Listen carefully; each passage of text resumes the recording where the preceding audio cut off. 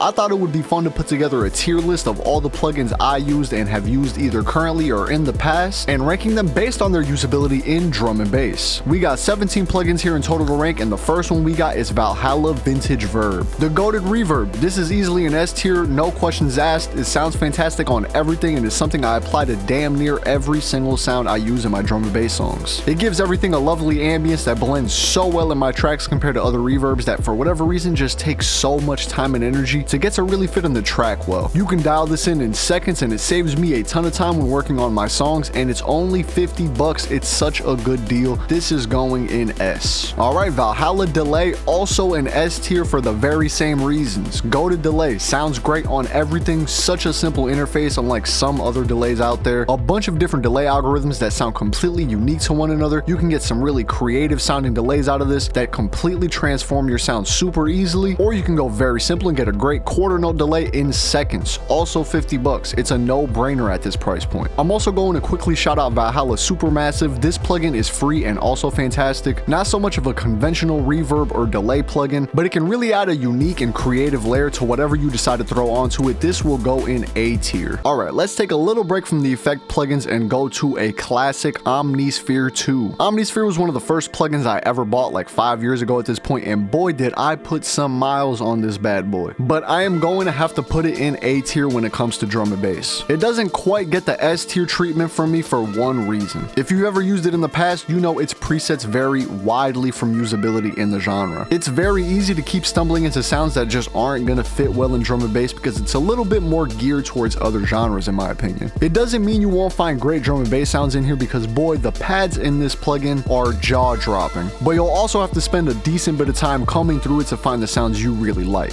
All of this could be fixed if these presets were just a bit better organized by genre in the preset browser, but that's just me. It's still an absolutely fantastic plugin even for its more expensive price point, but it's just a little harder to work with compared to other plugins. Alright, next up we got Addictive Keys. I would put Addictive Keys in a high C tier. I got a couple of their libraries for free when I bought my two Focusrite interfaces, and if I'm gonna be honest, they're fine. They have some cool presets in it, and you can do a lot of cool customization to your pianos that you don't typically see in other piano plugins, like being able to customize the ADSR on it. But at least when it comes to the grand piano and the Rhodes, which are the only two libraries I've tried out, they're just okay, they're fine. Not something I would have paid for, and not something I suggest others to pay for unless it's for like 50 bucks or something. But in my opinion, it's just not really that worth it for the price point that it's at. While Addictive Keys isn't my cup of tea when it comes to piano VSTs, Keyscape absolutely is, and it is gonna go into A tier for me. The only reason why it isn't up in S tier is because $500 for a piano plugin is kind of hard to swallow, and in my opinion, it isn't like a must-have plugin for the genre, but if you have the money and you're looking for the best collection of pianos on the market, this is the way. Now, I did say this was supposed to be a drum and bass plugin tier list, so I do have to be honest, I'm not sure if you're gonna find most of the keyboards in here usable for drum and bass, so if you strictly make drum and bass, I would lower this to a B tier. But if you work with a variety of genres, this is an easy A tier in my book. Alright, next we got the Roland Cloud plugins. I'm just gonna group all of these together into one group because rating them each individually doesn't make much sense because I don't think a lot of their plugins are well suited for drum and bass, which is why I'm gonna have to put this in a C tier. I know it's very harsh, and while their plugins are fantastic if you make anything that sounds a little bit older, like genres that borrow more from the 90s or the early 2000s, I just don't know if most of their plugins are gonna work well for drum and bass outside of like a couple presets in the XV5080 or Xenology that might work really well if you want to make more 90s style jungle. I'm also going to be honest here, I hate that this is an online only subscription based service and I want to deduct it into D tier because of it, but I'm going to keep it in C for now unless our C tier starts to get a little too cluttered. Alright, next up we got the powerhouse Serum. Serum is a hard one for me to rate because it is a cornerstone of all electronic music, but it does come with a decent learning curve because if you really want to use this without having to invest even more money on preset packs, it's going to take some time to learn sound design. I am going to put it in A tier because it's a goated plugin, but sadly it's a hard one for me to suggest others purchase because most people I know who purchase it never really use it because learning sound design can be an incredibly complicated task, which is why I typically suggest people just download Vital, which is our next plugin here. As someone who dabbles in sound design and is still learning a ton about it, I don't see much of a difference between Vital and Serum other than one is almost $200 and the other is free. I know there are of course differences here, especially if you're a pro when it comes to sound design, but I'd much rather someone who's new to music production or sound design in general spend time learning sound design with Vital, which is free, than to spend $180 on Serum and still have to spend a bunch of time learning it, which can be really disheartening. Vital is an A tier as well, but it's gonna go all the way up to our #1 spot in A tier. Quick plug, but I also have a free preset bank for Vital that I made specifically for drum and bass. Link in the description if you want to check it out. All right, up next we have Anna, which I actually think is a sleeper pick for drum and bass. Now I do have to put an asterisk on this because I only use this plugin through the Slate digital bundle, which comes with extra presets, so I have not used the base version of Anna before. But while experimenting around with the plugin, I actually found some really cool Reese bass presets, foghorn sounds, some really great ambient pad and lead sounds that I think would work really well for something like neurofunk or more traditional drum and bass styled music. I checked the price of stock Anna 2 and it has a 14-day free trial and it's only $78, which is pretty cheap for a plugin like this, so I do suggest you try it out with the trial and see if it's worth your money. With all that being said, Anna 2 goes into B tier for me. I don't use it much, but I'm never disappointed when I do. Alright, this next one is a tricky one for me. Kontakt has a lot of really cool libraries, but I think they all lean more towards simulating live instruments, which might not be what you're looking for from your drum and bass songs. I've used a violin from it here and there if I'm looking for something that sounds super realistic, but outside of the Oliver Arnold Composer Toolkit library that I actually use a decent bit, I don't really use Kontakt for drum and bass. I also have to mention how expensive Kontakt can become and just how much external storage you will actually need for it. It's gonna go in C tier for drum and bass. Very powerful plugin, but not as geared for the genre in my opinion. Okay, Arcade is our next plugin, and this is a subscription-based loop and sample-based plugin. I just shit on like 3 subscriptions earlier, but this is the only plugin I constantly keep a subscription for because of just how often it's updated. I really like Arcade a lot because sometimes I have a drum and bass idea that's basically almost done. It's just missing something small like an ambient layer, a counter melody, vocal chops, and Arcade has so many times helped fill in that final 5 to 10% in my drum and bass tracks. It also pretty recently implemented some sample-based playable presets that I've used for pad layers in the past, and those playable presets are also pretty often updated. Overall, I would give this plugin an A if you work on multiple other genres, but for how I use it in drum and bass, I would put it in a B tier because while it has helped me a ton of times in the past, it isn't necessarily something I pull from very often, but it is a super helpful tool for me. Alright, our last effects plugin here, Portal. I've never actually used Portal for drum and bass. I'm not really sure how Portal would come in handy in drum and bass, but I also have no clue how Portal works under the hood. But I typically use it only to make darker trap beats. It's the only place I've really ever found it useful, so for drum and bass, I have to put it in D tier from my experience. XPand 2 for $100, hell no.